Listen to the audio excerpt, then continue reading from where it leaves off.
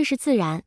聂明觉将自己拉上聂怀桑前往金陵台的来龙去脉，以及途中偶然的发现一一告知。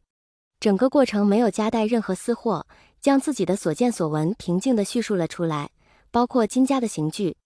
倒是聂怀桑说到发现尸身的时候，哇哇乱叫，活像撞见鬼，恨不得一个个人说过去，那尸身在烛火中的第一眼是多恐怖。聂明觉忍无可忍，狠狠揍了自己弟弟一顿。看着安静下来瑟缩在角落耷拉着眉眼的聂怀桑，聂明觉那是一个恨铁不成钢。聂怀桑，你是个修士。毕竟那么多人，聂明觉还是没有吼出这句话。蓝曦臣越听越心惊，如果这个度化的修士真的是忘机，忘机有没有发现自己背后藏着的陷阱？一步踏错，便可能深渊。他们连聂氏的宗主赤峰尊都不放在眼里，宗主的弟弟是不是更不在乎？蓝曦臣听到浔阳李家宗主被活剖丹符，强行引怨气入体，右手不自觉握成了拳头。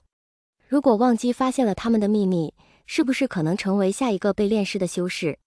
蓝曦臣脑海不自觉浮现一个干干净净的弟弟变成了浑身脏兮兮且面目全非的弟弟。阿焕，你要好好照顾阿战，你们要互相扶持，阿战也要乖乖听哥哥的话。阿娘唯有的印象闯入脏兮兮弟弟的画面。蓝曦臣气息略不稳，握成拳头的右手忽地松了开来，兰陵金家已是明确射入其中。结合当日自己询问忘机兰陵度化所在地金家修士的态度，怕也是揣着明白装糊涂。忘机不知道那个地方发生过什么，意味着什么。作为宗主的自己不会不知道，所以他们不敢告诉自己，但又不敢不告诉自己。蓝曦臣很快就想通了事情。兰陵金氏真正的掌权人是金光善，但阿瑶也得到了一部分实质的权利，所以他们在这场布局里面扮演着什么样的角色？只要有一处炼尸场，就意味着还有其他炼尸地，轻举妄动只会死无对证。夷陵老祖之死或确有震慑鬼修，但也足够引起世间追求鬼道的疯狂，因为鬼道是身处正道但仍心无敬畏之人的捷径。大哥，可有安排？蓝曦臣此事暂不准备和宗门长老们报备，先自己配合清河聂氏从长计议。此事事关重大，还牵扯下落不明的忘机，忘机回家怕少不得受罚。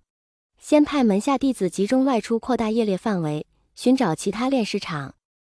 聂明觉思索间便给出了对策，炼尸场有一便有二，这是所有修仙之人的共识。至于浔阳李家，怕是要委屈李家了。先用冰棺保存尸身，等寻到第二处炼尸场，便一同清账。李玉和安静地听着蓝聂两家商讨炼尸一事，心想父亲的尸身恐难以及时处理。果然，当聂明觉给出对策时，要先保存尸身，日后再清算。李玉和同意了，但要求李家能够参与进寻找炼尸场一事。他要了解最新消息，他不想被动把父亲之死寄托在他人身上。时间一晃而过，3日之约如期到来。魏婴在天还蒙蒙亮的时候就从床上起来了，穿着素白的内衬，披着一头长发，略显呆滞的看着手掌心的玉佩。魏婴的心情很是复杂，陷入深睡的祖母真的会被唤醒吗？自己真的将迎来新的家人吗？自己配拥有家人吗？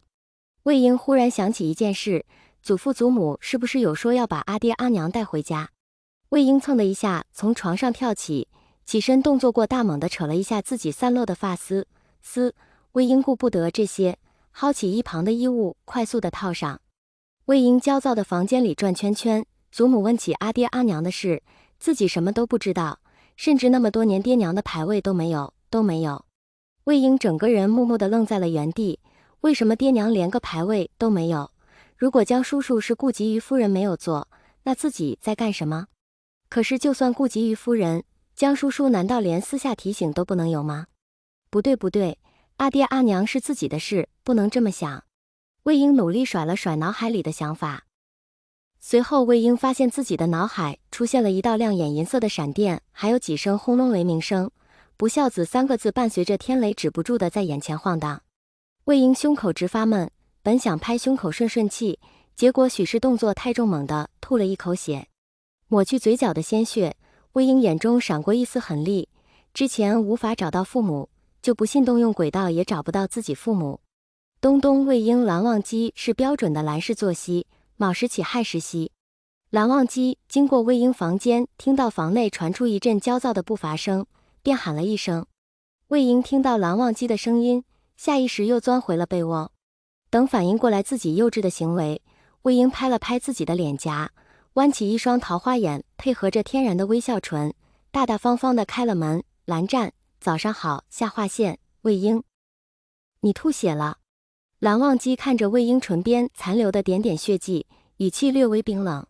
蓝忘机是生气的，他气魏婴明明心情不好，还要装的一副开心模样，气自己不会说话，到后面还有点委屈了。魏婴干脆用袖子擦了擦自己的嘴角，凑到蓝忘机身前。蓝湛，蓝湛，还有吗？蓝忘机看着突然放大的俊脸，近到可以数清眼睛上往上卷的睫毛，突然更委屈了。